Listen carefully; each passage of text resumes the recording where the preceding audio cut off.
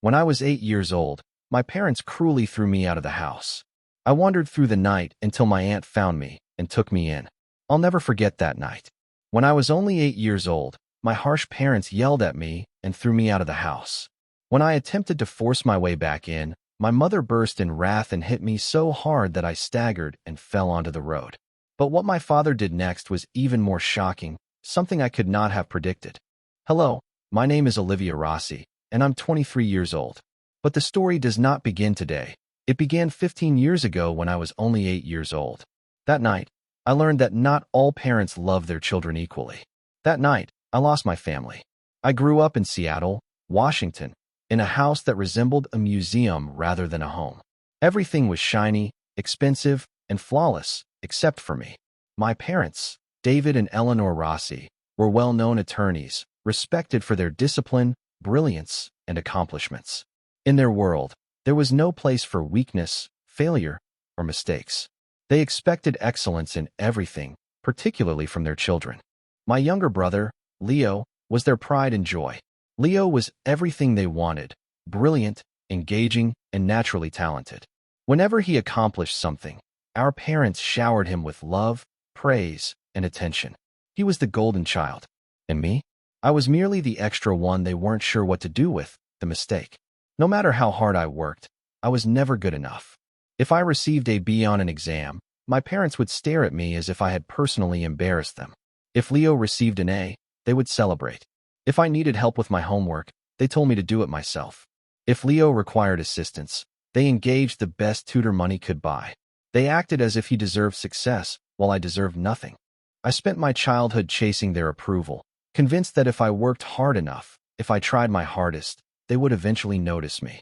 Finally, they would love me in the same manner that they loved Leo. But nothing I accomplished was ever satisfactory.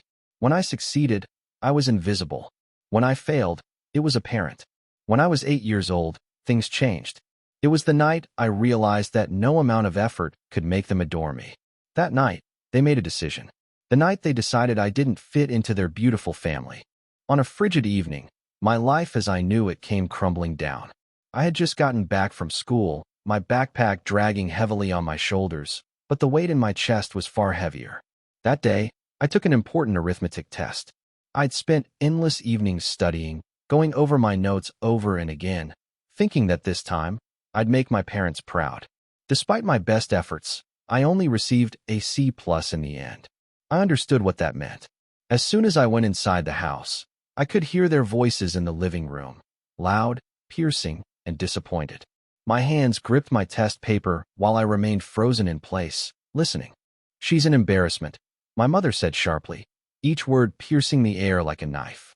"We have given her everything, every opportunity, and she still fails us."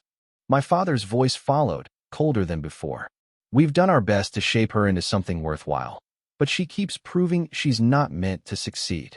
My gut wrenched horribly, and I felt my breath catch. They were talking about me again. "She's lazy," my father added. "No matter how much we push her, she never rises to the occasion. She is not the kind of child we can be proud of." Tears welled in my eyes, blinding my vision. I tried. I'd done everything I could and worked harder than ever, but it wasn't enough. Then my mother's voice broke the silence in a way that made my blood run cold. "We can't keep doing this. Maybe it's time for her to leave." I felt the ground beneath me shift. For a moment, I thought I misheard her. I was 8 years old. She couldn't have meant that. But she did. After supper, my parents summoned me to the living room. My father sat on the couch with his arms tightly crossed over his chest. My mother stood beside him with an unreadable expression. Leo was nowhere to be found. He never had to witness these events. "Olivia, we've talked about this," my father remarked, his tone calculated and dispassionate. "You aren't meeting our expectations, and quite frankly, we're tired of trying." A shiver went down my spine. Trying what? My voice was barely audible, a murmur of bewilderment. My mother did not hesitate. "Trying to fix you," she stated bluntly. "If you can't live up to what we expect, then maybe you don't belong here." My breath got locked in my throat. My hands trembled by my sides. Where would I go?" I said, barely above a whisper. My father sighed, unfazed by my apprehension. "Figure it out," he said. Something within me shattered. Panic clutched at my chest. "Please, I implored, my voice faltering as tears ran down my cheeks. I'll do better. I'll work harder. Just don't send me away. I walked closer, reaching for my mother's hand, hoping for some trace of warmth or hesitancy. Instead, she punched me. It happened so quickly that I barely had time to respond.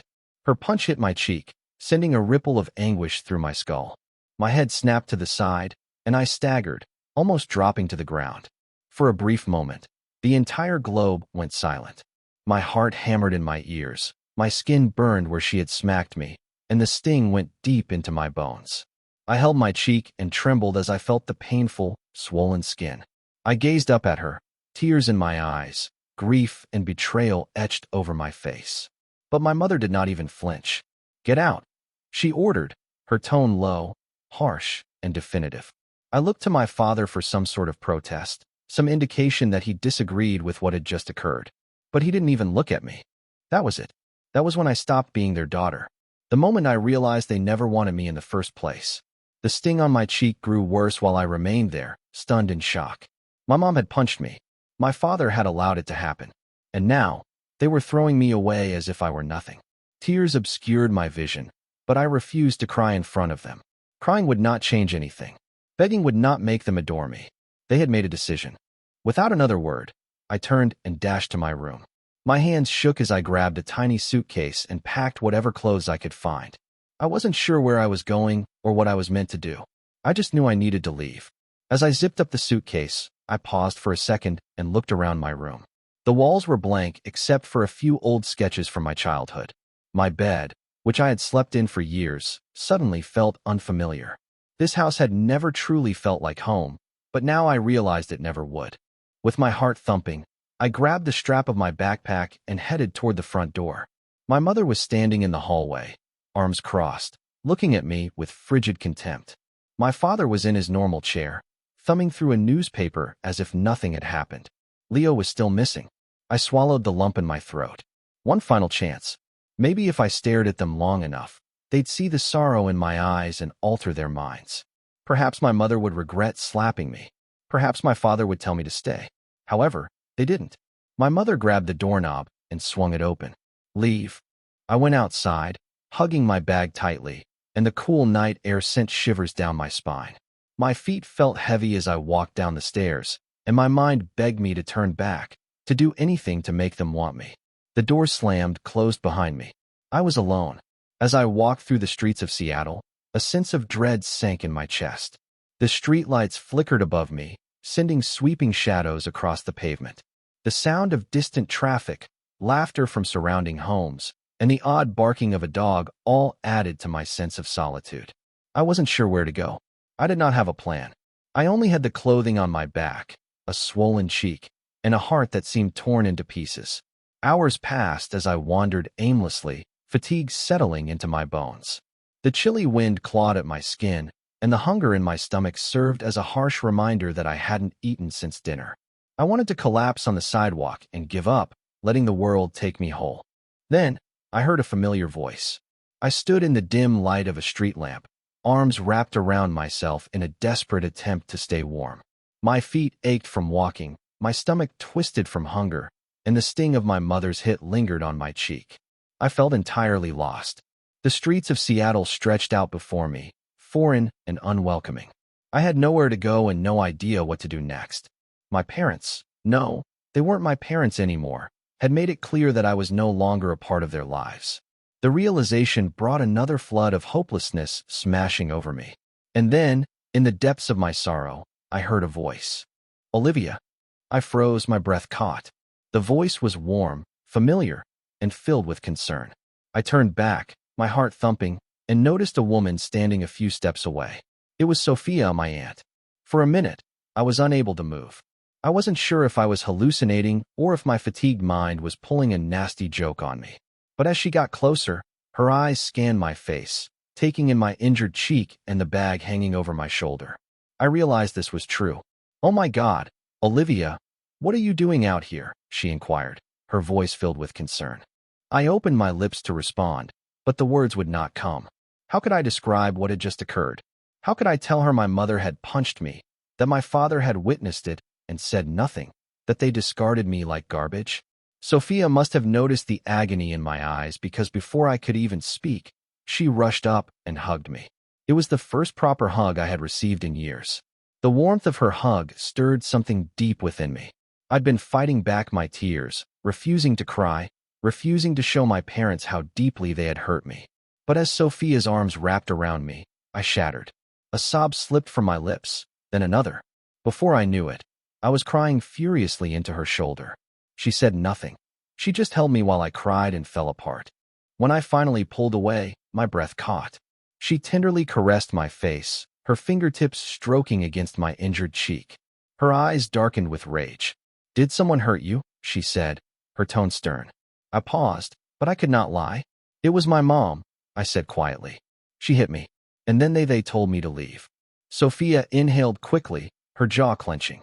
For a minute, she appeared to want to march right to their house and give them a piece of her mind. Instead, she took a long breath and gently exhaled, as if forcing herself to remain calm. "Come with me," she urged, her tone softer now. "You're safe now, Olivia. I promise." She held my hand, and for the first time that night, I felt less alone. Sophia guided me through the quiet neighborhoods, her grip hard yet pleasant.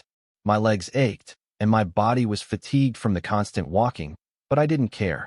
For the first time since leaving that place, I felt secure. We arrived at her apartment, a small but charming space tucked in a quiet section of town. When she unlocked the door and led me inside, I felt an overwhelming sense of warmth, something I had never felt in my own home. There were warm blankets spread over the couch, family portraits on the walls, and the faint aroma of vanilla candles wafted through the air. "Sit down, sweetheart," Sophia urged gently, directing me to the kitchen table. "You look exhausted." I obeyed, my body too exhausted to argue. I watched her walk about the kitchen, preparing a bowl of soup and pouring me a drink of water. She did not ask me 100 questions. She did not demand explanations. She simply took care of me. As she placed the bowl in front of me, I paused. My mother had never done this. Not while I was unwell, not while I was upset, not ever. "Eat," she spoke quietly, "and then we'll talk." My first sip of soup warmed me from the inside out.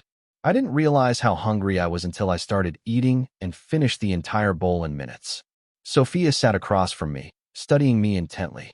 "Now," she replied, folding her hands together. "Tell me everything." I gulped hard, my gaze sliding to the table. Where do I even start? They never wanted me. I finally admitted, my voice lifeless. No matter what I did, it was never enough. Leo was their favorite. I was just there. A failure. A disappointment. Sophia's face clouded, but she did not interrupt. "I got a C+ on a math test today," I explained, and that was the final straw. They said I wasn't worth the effort anymore. My fingers brushed over my injured cheek, the recollection still fresh. She hit me. Then they told me to leave. An uneasy quiet enveloped the room. When I finally looked up, Sophia's face was furious. "I always knew your parents were cruel," she continued, her voice trembling. "But this is unforgivable." Tears welled up again in my eyes. But this time, I wasn't simply sad. I was also angry. How could they have done this to me? How could they sleep comfortably if they had abandoned their own daughter? Sophia stretched across the table and squeezed my hand. "Listen to me, Olivia. You're not a failure. You're not worthless.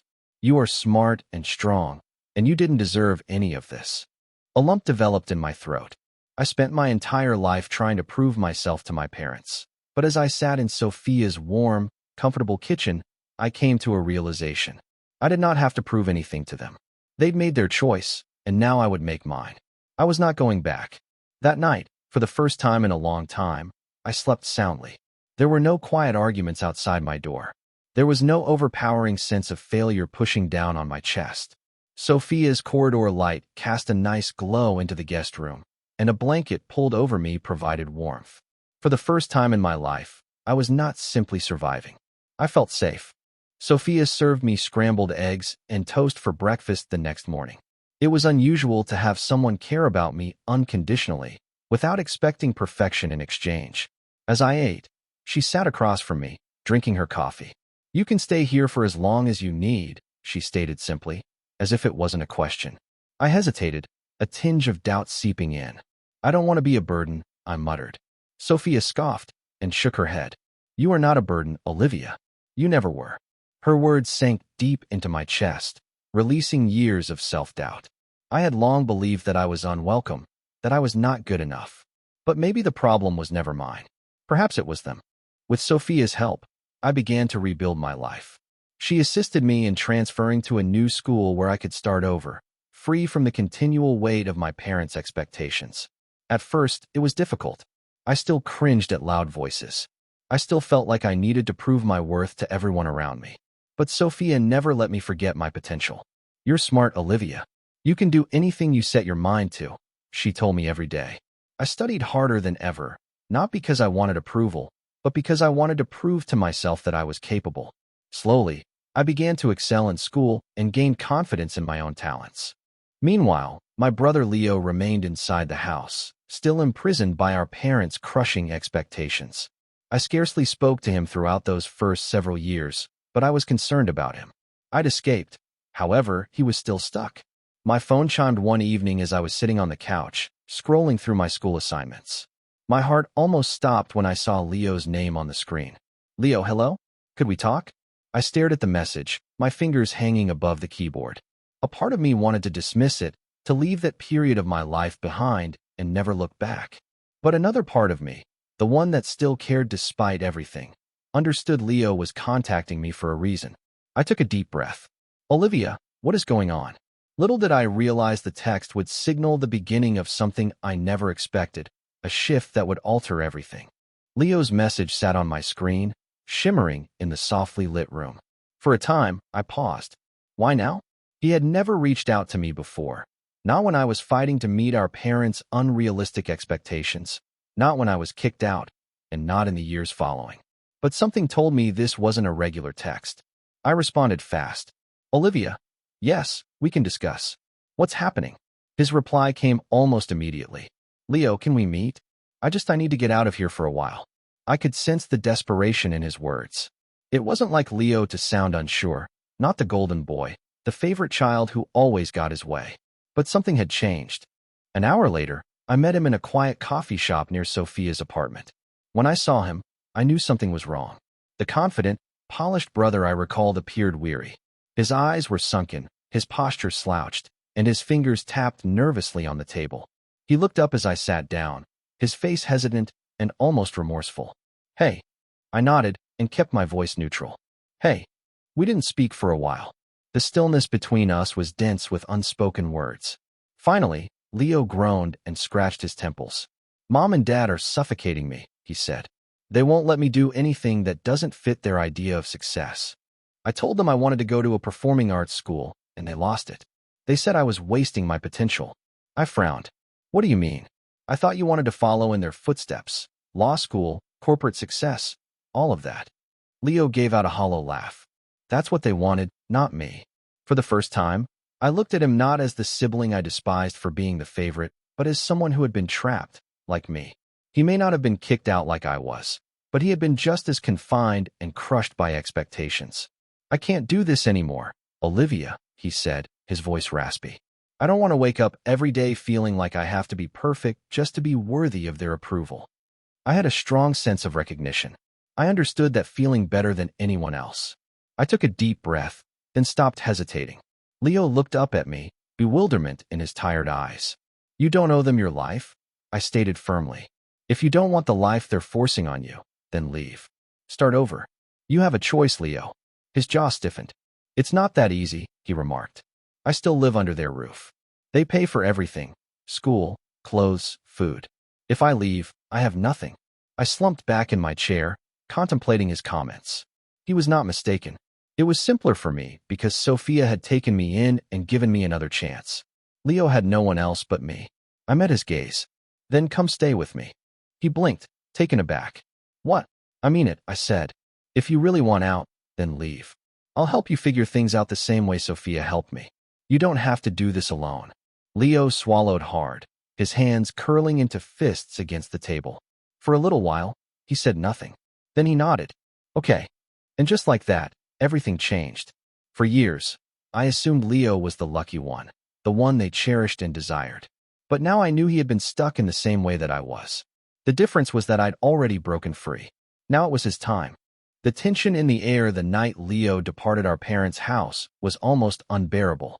He had packed a single bag, just as I did years before. But unlike me, he could choose to leave. He was not being tossed out. He was finally gaining control of his own life. Sophia and I waited for him outside in her car, which was parked a few homes away from our childhood home. My gut was tight with apprehension, knowing our parents would not let him leave without a battle. But Leo was determined. He'd spent years as their perfect son, their golden child, and now, for the first time, he was selecting himself. The front door opened 15 minutes later, and Leo stepped out onto the porch. Mom and Dad were just behind him. Even from a distance, I could see the rage in their faces. Sophia tightened her grip on the steering wheel. "Are you sure he's ready for this?" she wondered. I breathed slowly. "He has to be." Leo strode down the stairs, his motions rigid and strained. My father stood at the doorway, arms crossed, face twisted with barely restrained rage. "If you leave now, you will not come back," my father cautioned. Leo paused. I could practically feel his internal struggle. Years of training, years of being the preferred son, the one they shaped to their liking. Leaving meant giving up all of that. But then he took another step forwards. "Then I won't come back." My mother gave a bitter laugh. "You're making a mistake, Leo. You're nothing without us." I felt my nails drive into my palms as she spoke. I'd heard those identical lines before, words designed to rob us of our confidence and make us believe we were powerless without them. Leo, however, did not shy away. He turned back to them for one last time. "No, Mom. I was nothing with you." And with that, he walked towards us. Sophia accelerated as soon as he got inside the car, pushing away from the curb. I turned to face Leo, expecting him to display some expression of contrition, but instead, he sighed with relief. For the first time in his life, he was free. That night, Leo stayed in Sophia's guest room, which had become my safe haven all those years before.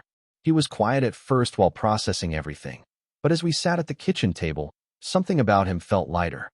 "I should have done this sooner," he said, staring at his hands. I gave him a slight smile. "You did it when you were ready. That's all that matters." Sophia touched his shoulder. "You'll figure things out, Leo. And you don't have to do it alone." I nodded in accord. "We're in this together." For years, I believed that my family was irreparably shattered and that I would never have a sibling who genuinely understood what I had been through. But as I sat with Leo and watched his confidence begin to recover, I noticed something.